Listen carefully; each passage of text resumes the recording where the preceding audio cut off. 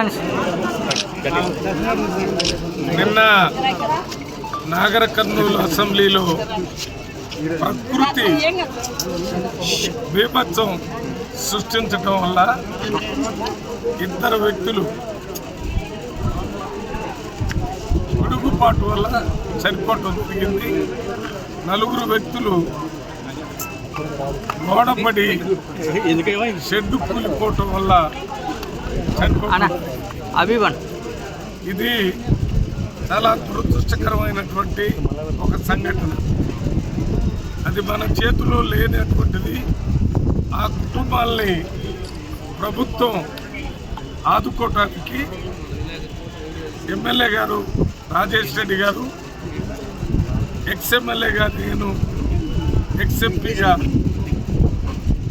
ఈ సంఘటన జరిగిన స్థలాలకు వెళ్ళి వారితో మాట్లాడి ఇప్పుడే హాస్పిటల్లో వచ్చినటువంటి పోస్ట్మార్టం కోసం వచ్చినటువంటి బాడీస్ కూడా చూడటం జరిగింది.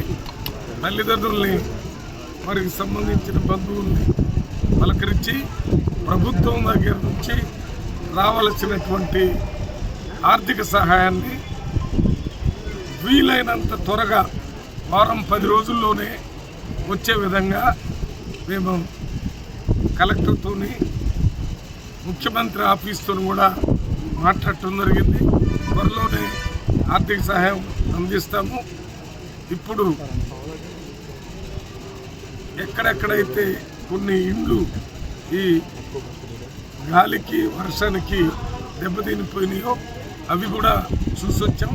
వాటికి కూడా ప్రభుత్వం ద్వారా ఇవ్వగలిగినటువంటి అన్ని ఆర్థిక సహాయం చేయటం జరుగుతుంది.